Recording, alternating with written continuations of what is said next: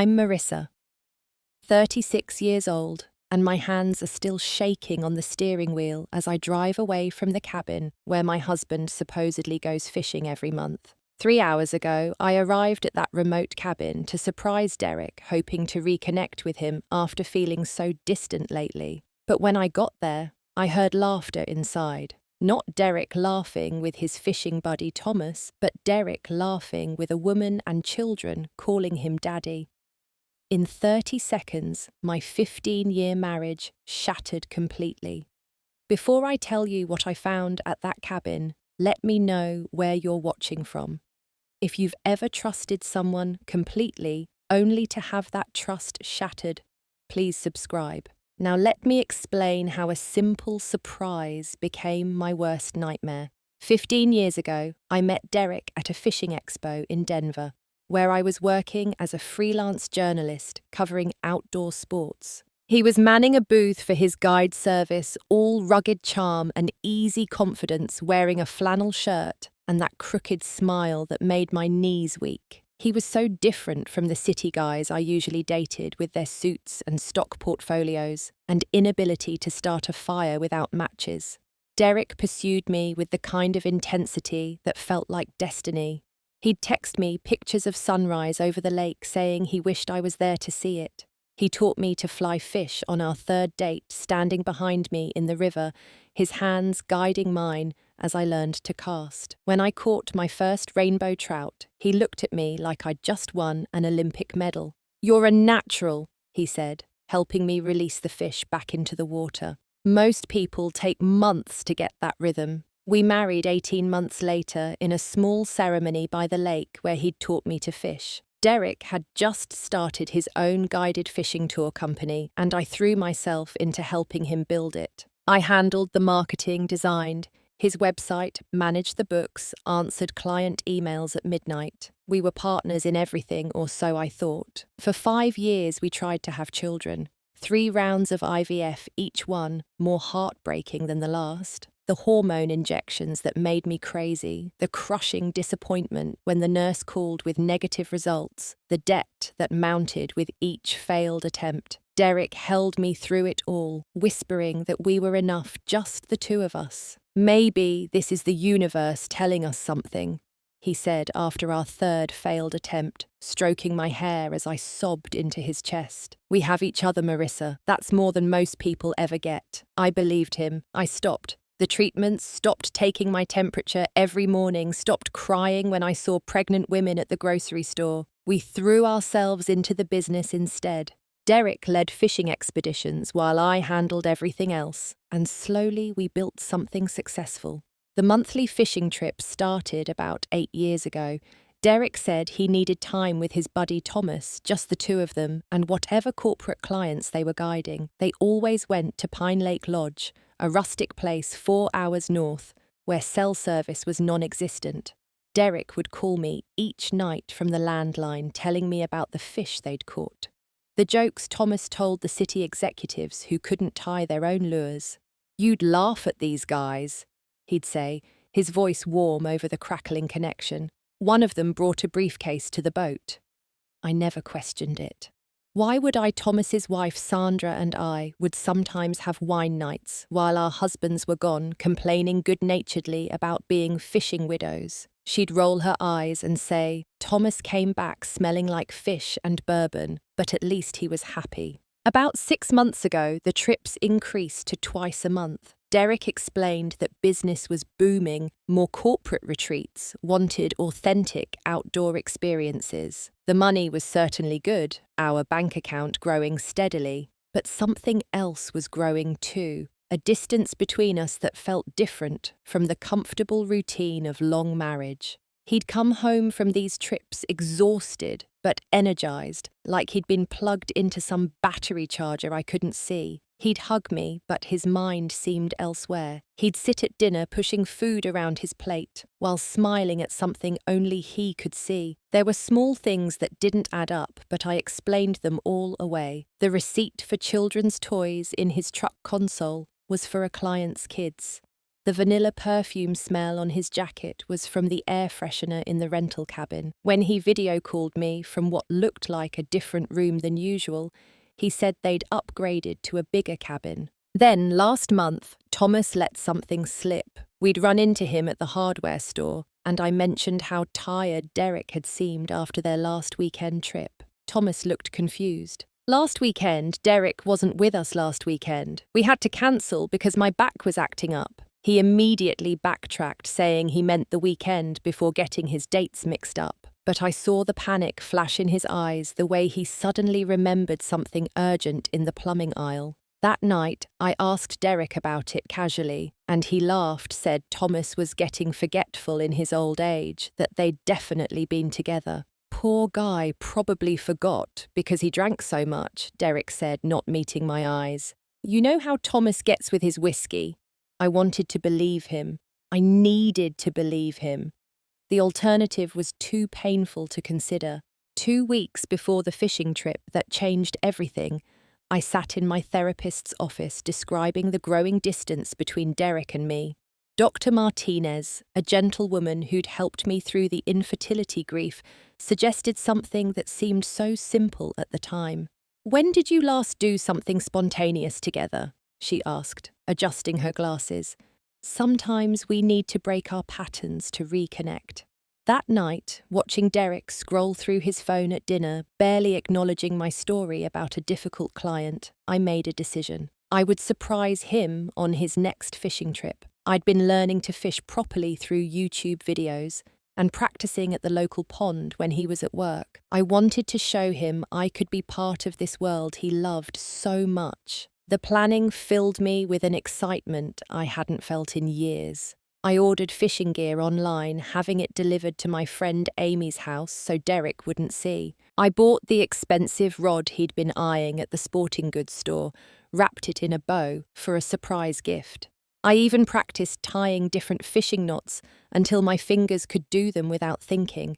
I called Pine Lake Lodge to confirm Derek's cabin number, but the receptionist seemed confused. We don't have any reservation under Patterson, she said, clicking keys in the background. Maybe it's under Thomas Mitchell, I suggested. More clicking. No, nothing under that name either. My heart started racing, but then she transferred me to the manager, an older man named Bill, who'd been running the place for decades. Oh, Mrs. Patterson, he said warmly. Yes, your husband has his usual arrangement. Cabin 47B out on the private road. He's one of our most regular guests. Great, I said, trying to sound casual. And that's the same cabin he always uses. Every time for the past 8 years or so. He likes the privacy out there. Says it's the best fishing spot on the whole lake. Something in his tone suggested he thought I knew all about this special arrangement. I thanked him and hung up, telling myself this was good news. Derek had a favourite spot. That was romantic, right, consistent, reliable, all the things I loved about my husband. I spent the next week in a frenzy of preparation. I made Derek's favourite chocolate chip cookies, the ones with sea salt on top that he always requested for his birthday. I bought new lingerie, something I hadn't done in years, imagining his surprise when we'd have the cabin to ourselves after Thomas went to bed. I even got my hair done, highlighting away the grey that had crept in during the stress of the last few years. The night before he left, Derek held me longer than usual at bedtime. His arms were tight around me, his face buried in my hair. I love you, he whispered. No matter what, remember that I love you. I love you too, I said, thinking he was being unusually romantic. Always have, always will. He pulled back to look at me, and there was something in his eyes I couldn't read. Later, I would recognize it as guilt, but that night, I thought it was love. The next morning, Derek left at 5 a.m. as usual, kissing my forehead while I pretended to sleep. I heard his truck rumble to life in the driveway, saw the headlights sweep across our bedroom wall as he backed out. Then I waited, counting down the minutes until my own departure. I'd planned everything perfectly. I'd leave at 7, giving him time to get settled. The 4-hour drive would put me there just after lunch, the perfect time for a surprise. I'd packed snacks for the road, queued up my favourite podcasts, even brought a cooler with beer and sandwiches to contribute to their fishing weekend. The drive north was beautiful, the kind of Colorado scenery that reminds you why people move here from other states. Mountains rose on either side of the highway, still capped with snow, even though it was late May. Eagles circled overhead, and I took it as a good sign. This was going to be the weekend that brought us back together. The last hour of the drive took me off the main highway onto increasingly smaller roads. My GPS kept trying to reroute me, confused by the dirt paths that weren't on its maps. But I had Bill's handwritten directions, and I followed them carefully past landmarks he'd described: the fallen pine that looked like a bridge, the rock formation shaped like a bear, the meadow where elk often grazed. Pine Lake Lodge itself was smaller than I'd imagined, just a main building with a restaurant and reception area surrounded by a handful of basic cabins. I pulled into the parking lot, scanning for Derek's black truck among the vehicles. It wasn't there, which made sense if cabin 47B was on a private road like Bill had said. The receptionist, a young woman with intricate braided hair, looked up as I approached. "Hi, I'm looking for cabin 47B, I said, trying to sound confident. "My husband is staying there," she raised an eyebrow. "47B, that's way out on the private road. Are you sure you have the right cabin number?" "Yes, Bill confirmed it yesterday. I'm Mrs. Patterson." Her expression shifted to something I couldn't quite read. Surprise, concern. She glanced around like she was checking if anyone else was listening. "Oh, you're visiting Mr. Patterson," she said carefully. "The cabin is about 20 minutes down the dirt road past the main lodge. Just follow the signs for the private rentals, then take the second left after the boat launch. You can't miss it, it's the only cabin that far out." She seemed like she wanted to say more, but another guest approached the desk. I thanked her and headed back to my car, that uneasy feeling growing stronger. The dirt road was rough, my sedan bouncing over ruts and rocks designed for trucks and SUVs. Dense forest pressed in on both sides, branches scraping against my windows. There were no other cabins out here, no signs of civilization except the road itself. After what felt like much longer than 20 minutes, I finally saw it. The cabin was bigger than I'd expected a proper log home rather than the rustic fishing shack I'd imagined. Smoke rose from the chimney and warm light glowed in the windows despite the afternoon sun.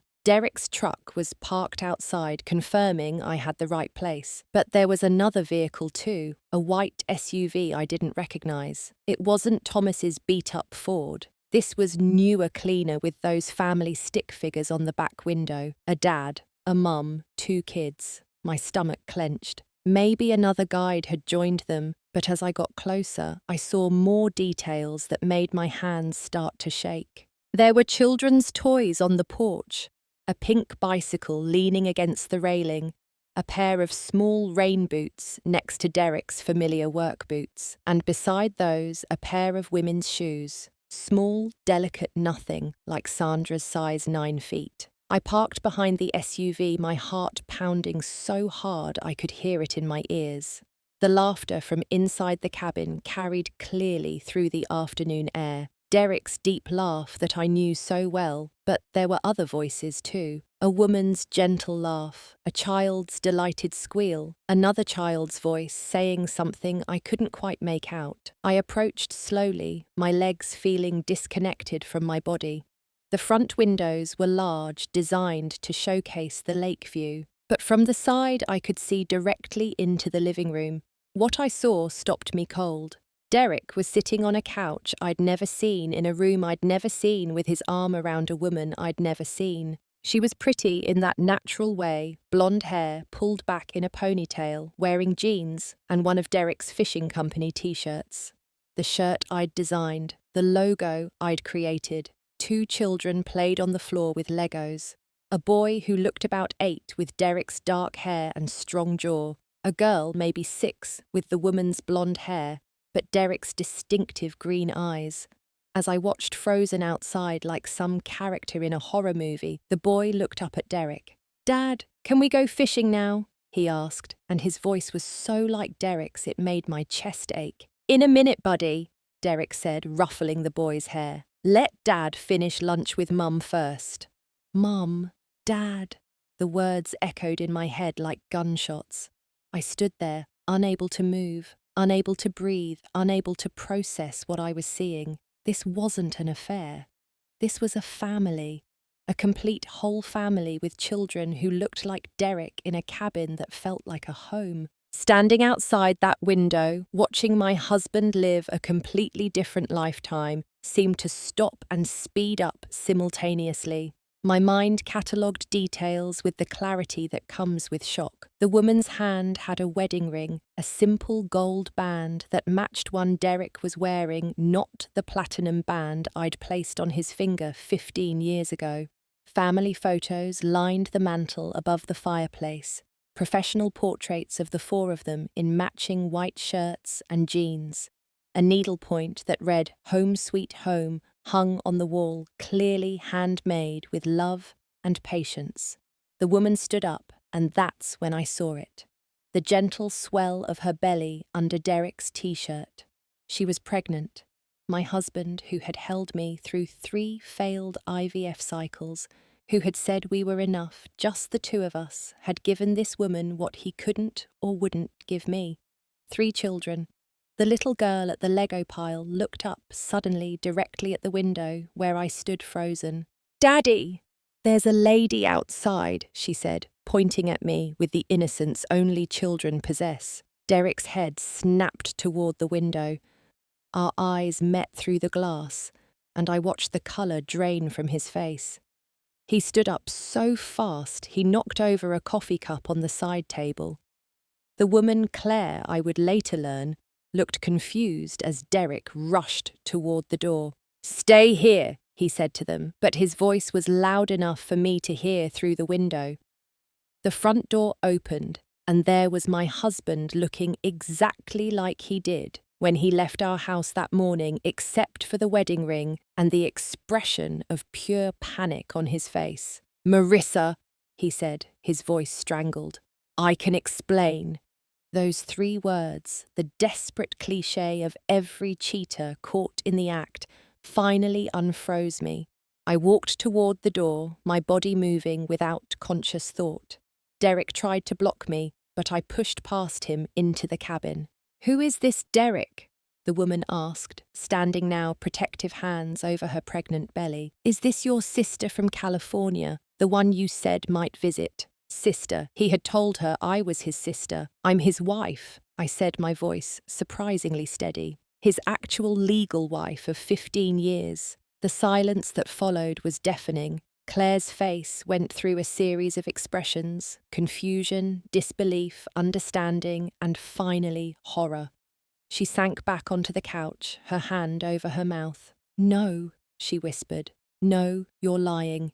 Derek, tell her she's lying." Derek stood between us, looking back and forth like a trapped animal. The children had stopped playing, sensing the adult tension, even if they didn't understand it. "Daddy, why is the lady crying?" the little girl asked, and I realized tears were streaming down my face.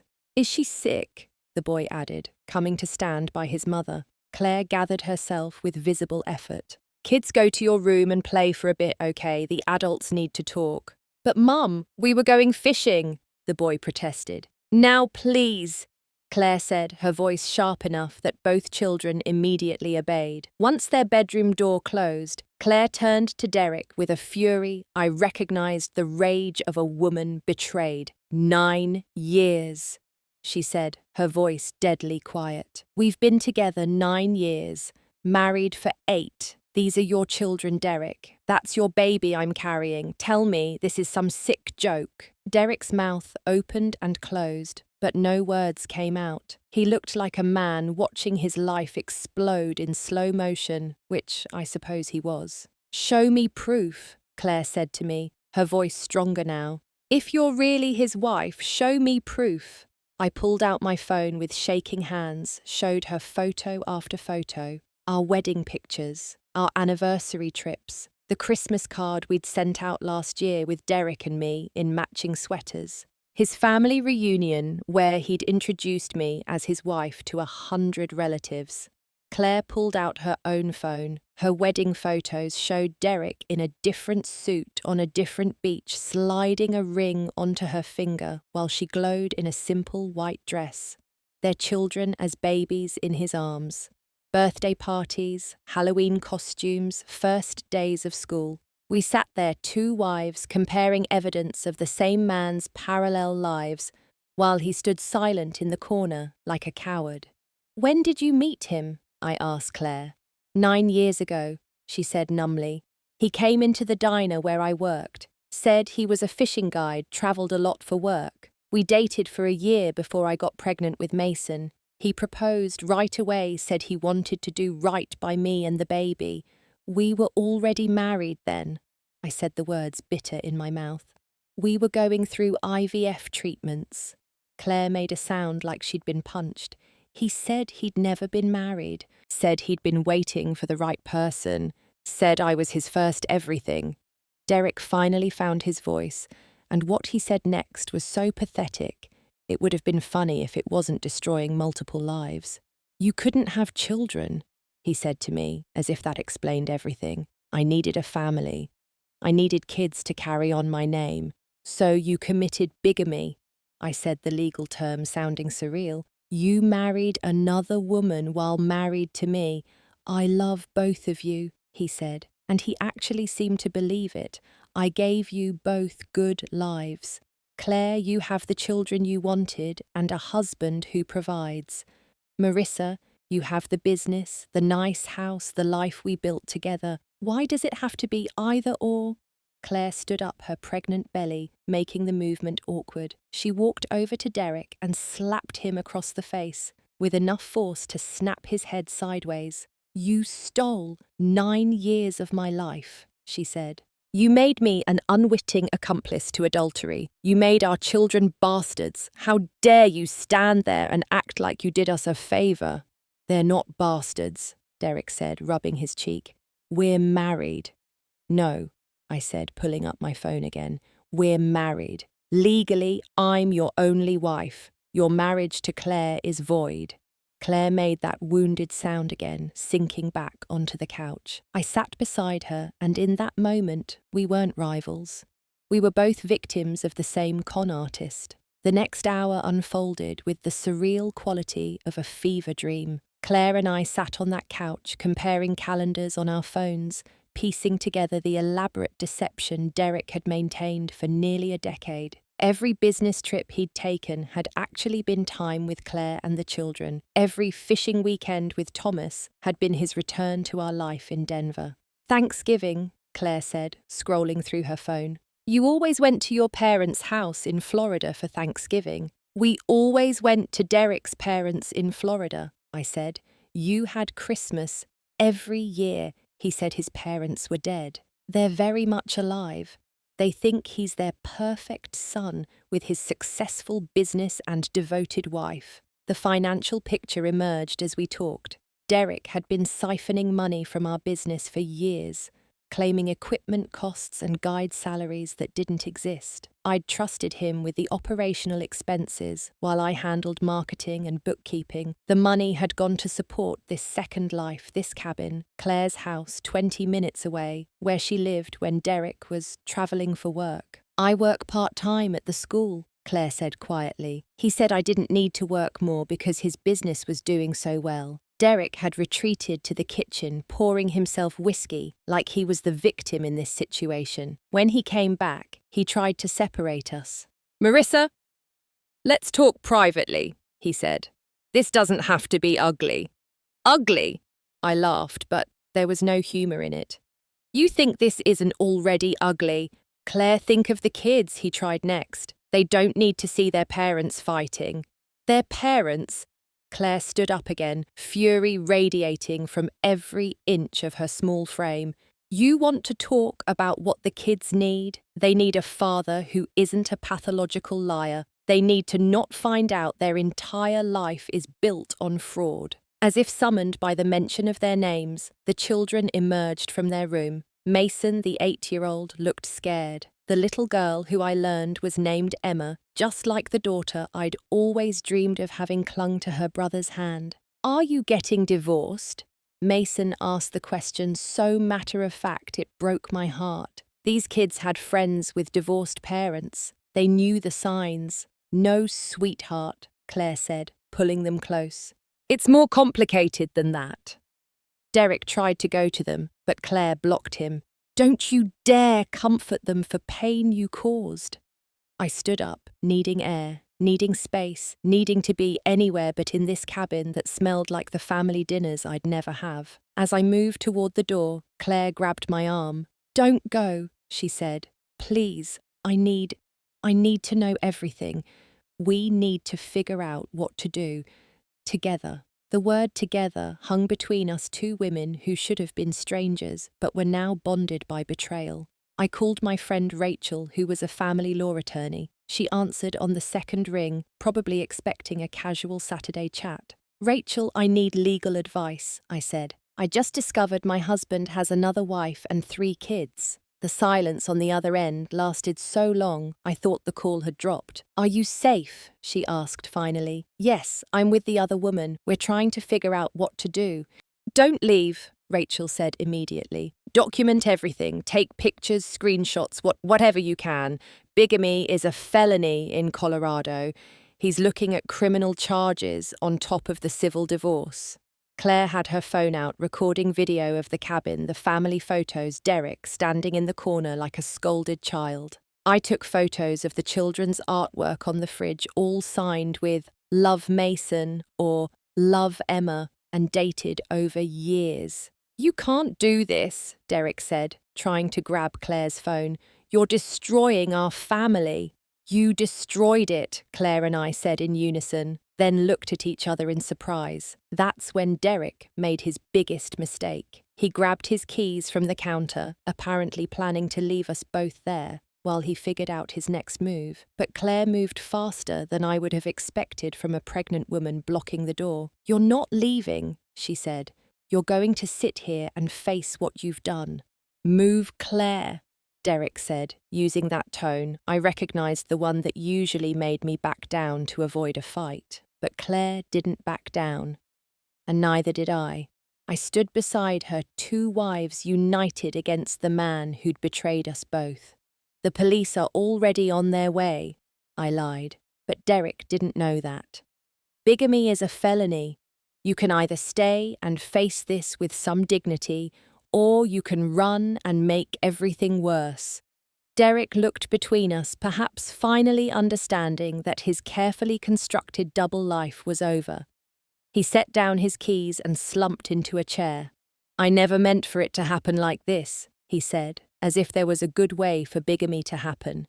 "How did you think it would end?" Claire asked. "Were you going to keep this up forever until the kids were grown, until you died?" "I don't know," Derek admitted. I couldn't choose. I loved my life with both of you. You don't love either of us." I said the truth, finally, crystal clear. You can't love someone and lie to them every single day for years. That's not love. It's possession, it's control, it's narcissism. My phone rang. It was Thomas Derek's supposed fishing buddy. "Hey, Marissa," he said when I answered. "Is Derek okay? He called me yesterday saying this weekend's trip was cancelled, but he sounded weird." I put him on speaker. "Thomas, when was the last time you actually went fishing with Derek?" There was a long pause. "Honestly, about 2 years ago. He kept saying he was too busy with client trips, but we should resume our regular weekends soon." "So you haven't been going to Pine Lake Lodge with him monthly?" "Monthly? No, not for years. Is everything okay?" "No," I said. "Everything is not okay, but thank you for finally telling the truth." After I hung up, Derek's last defense crumbled. He couldn't claim Thomas was covering for him. The lies were all exposed, laid out like evidence in a trial. The police arrived 40 minutes later, a single officer who looked barely old enough to be out of the academy. He took in the scene 2 women, 3 children, and a man who'd managed to marry them both. "I'm going to need to see identification from everyone," he said carefully, clearly trying to process the situation. We handed over our IDs. I showed him our marriage certificate on my phone, the one I'd photographed years ago for insurance purposes. Claire produced their marriage certificate from a folder in the cabinet, dated 6 years after mine. "Mr. Patterson," the officer said, "I need you to come with me. You're under arrest for felony bigamy." The children started crying as Derek was handcuffed. Claire held them, whispering that Daddy had to go help the police with something, that he'd be okay. Even now, she was protecting them from the full truth. As the police car pulled away with Derek in the back, Claire and I stood in the doorway of the cabin, 2 women left to clean up the mess of one man's deception. "What do we do now?" Claire asked, her hand on her belly. "We take care of ourselves and the kids," I said. "We get lawyers. We figure out the finances. We make sure he faces consequences. I don't even know if my marriage is real. Are my kids legitimate? What do I tell them?" "Your kids are perfect," I said firmly. "None of this is their fault. As for the rest, we'll figure it out together." Claire looked at me, then really looked at me. "Why are you being so kind? I'm the other woman." "No," I said. "We're both victims here. Derek is the only villain in this story." We spent the next 3 hours in that cabin, going through drawers and files, building a complete picture of Derek's double life. The children watched a movie in their room, occasionally coming out for snacks, eyeing me warily but accepting their mother's explanation that I was a friend helping with a problem. We found bank statements for accounts I didn't know existed, property deeds for the cabin and Claire's house, both in Derek's name only, life insurance policies listing Claire and the kids as beneficiaries, others listing me. The man had been playing both sides so completely, it was almost impressive in its audacity. "We should hate each other," Claire said, at one point, both of us surrounded by paperwork. "Why?" I asked. "You didn't know about me. I didn't know about you. The only person who deserves hate is sitting in a jail cell right now." Claire's phone rang. It was Derek calling from jail. "Don't answer," I advised, but she did anyway, putting it on speaker. "Claire, baby, please." Derek's voice was desperate. "You need to bail me out. Think of the kids. They need their father." "The kids need a father who isn't a criminal," Claire said coldly. "Marissa poisoned you against me," he tried. "She's vindictive. She couldn't have children, so she's trying to destroy our family." Claire looked at me, and in that moment, a friendship was born from the ashes of betrayal. "Marissa is here with me," Claire said. "We're working together to untangle the disaster you created, and Derek, don't call again. Talk to your lawyer." She hung up and immediately blocked his number. I did the same. As the sun set over Pine Lake, casting golden light through the windows of the cabin Derek had bought with stolen money, Claire and I made a pact. We would support each other through the legal proceedings. We would ensure the children were protected and cared for. We would dismantle Derek's lies piece by piece until the truth was all that remained. "I need to call my mum," Claire said. "She lives in Wyoming. She never liked Derek, said he was too smooth." God, she was right. "My sister said the same thing," I admitted. "Said he reminded her of a used car salesman, all charm and no substance." We actually laughed then, 2 women finding humour in the ruins of their marriages. Before I left that night, Mason came out of the room. "Are you the reason Dad got in trouble?" he asked me, his young face serious. I knelt down to his level. "No, sweetheart. Your dad got in trouble because he made bad choices. None of this is your fault, or your mum's fault, or my fault. Sometimes adults make mistakes, and they have to face consequences. But you are loved, and that won't change." He nodded solemnly, then went back to his room. Claire had tears in her eyes. "Thank you," she whispered.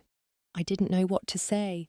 "We'll figure it out as we go," I said. "That's all we can do." The year that followed was a masterclass in discovering just how deep Derek's deceptions ran. The criminal case moved slowly through the system, but the evidence was overwhelming. Derek had filed official marriage certificates for both marriages, signed legal documents claiming to be single when he married Claire, and committed tax fraud by filing jointly with me while maintaining another household. His lawyer tried to argue that Derek believed his marriage to Claire was merely ceremonial, not legally binding, but the marriage certificate, the joint bank accounts, and the fact that he'd listed himself as married on official documents for Claire's pregnancy, medical care, destroyed that defense. During the discovery phase, a third woman emerged. Lisa, a 32-year-old nurse from Boulder, had been dating Derek for 3 years. He'd proposed to her 6 months ago, giving her a ring I recognized from our business credit card statements. She reached out to me through Facebook after seeing a news article about the bigamy case. "I feel so stupid," she said, when we met for coffee, Claire joining us in what had become the world's strangest support group. He said he was divorced, that his ex-wife was bitter and trying to ruin him. "He told me his parents were dead," Claire added. "He told me he couldn't have children. I contributed." We sat there, 3 women comparing notes on the same man's lies, and the pattern was clear. Derek created whatever story each woman needed to hear. He was the wounded divorcee to Lisa, the orphaned bachelor to Claire, the devoted husband struggling with infertility to me. The financial untangling was even more complex.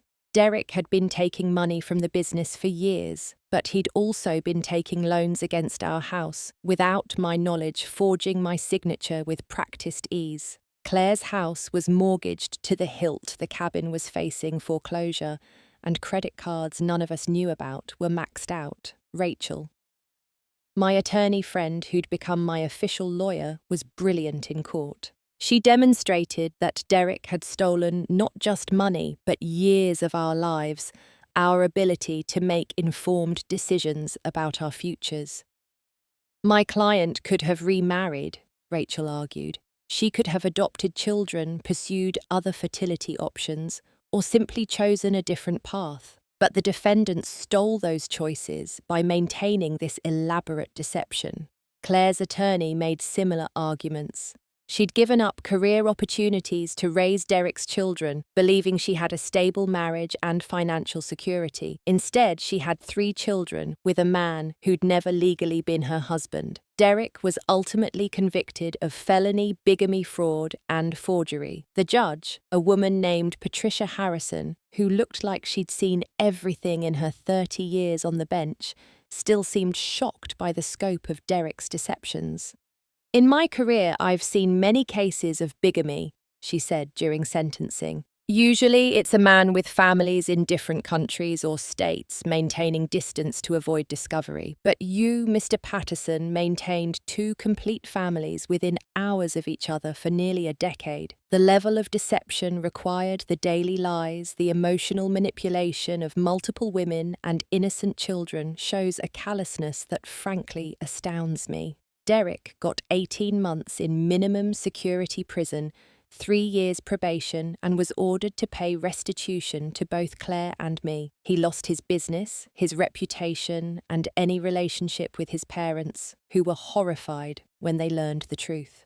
George and Martha Patterson came to see me after the trial, both of them aged 10 years in the span of months. "We failed somewhere," Martha said, echoing what George had said on the phone months earlier. "We gave him everything, never made him face consequences. When he got in trouble as a teenager, we always bailed him out, made excuses." "Oh, this isn't your fault," I told them, meaning it.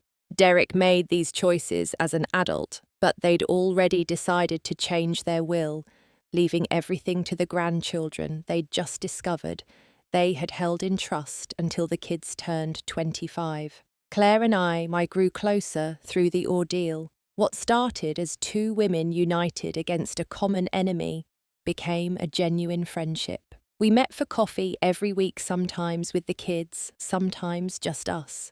We helped each other navigate the legal system, the financial ruins, and the emotional aftermath. The children were resilient in the way only children can be. Mason, now 9, went to therapy and slowly processed that his father wasn't the hero he'd believed. Emma, 7, worried more about whether they'd have to move than about her father's crimes. The baby, when he was born, looked exactly like Derek, but Claire gave him her maiden name, Samuel Harris, not Patterson.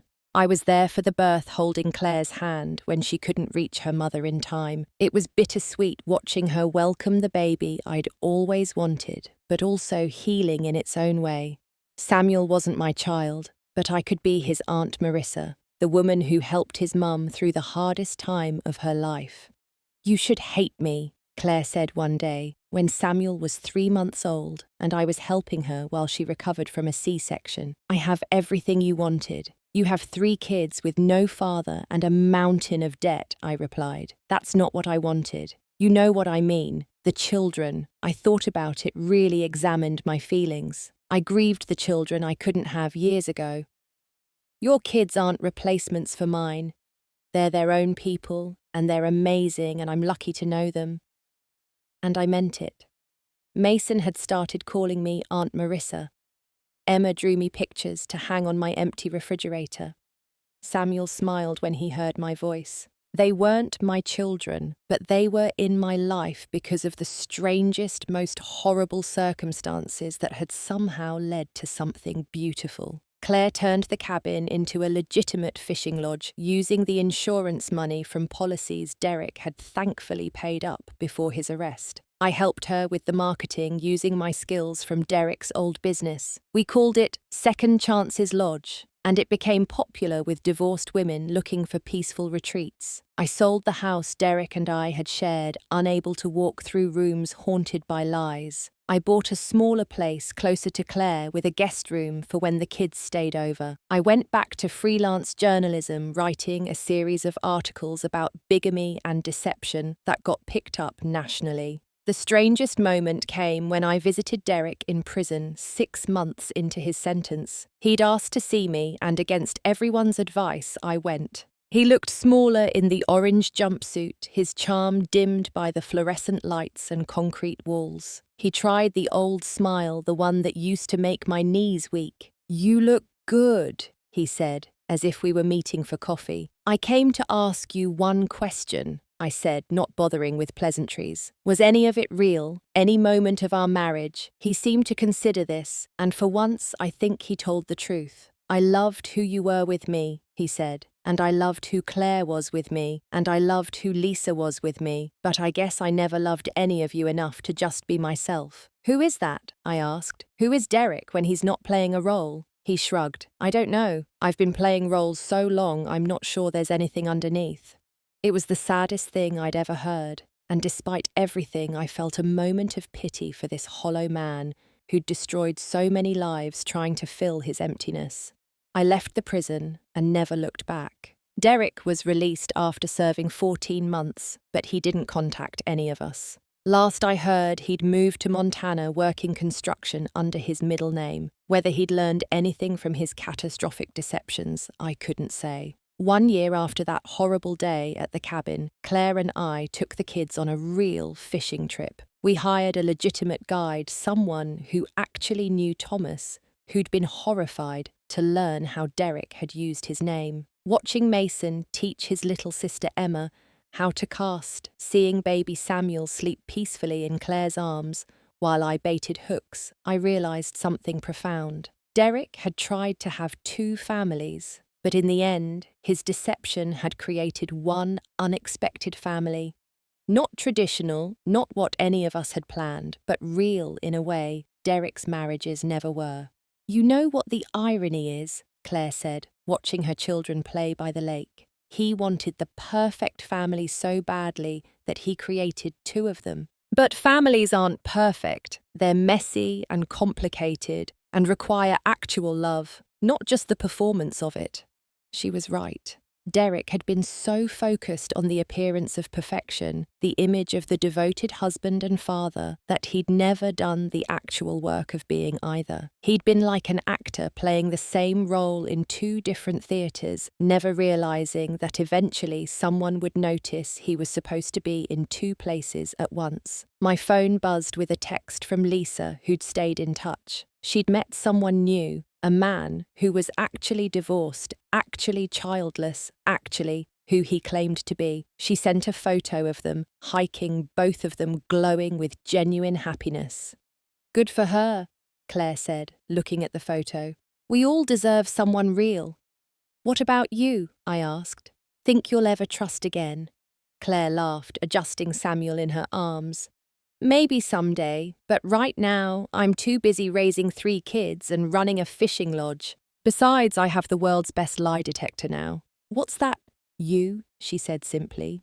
"You'd see through any bullshit immediately." She was right. We'd both developed a sixth sense for deception, could spot a lie or an excuse from a mile away. It was a hard-won skill paid for with years of our lives.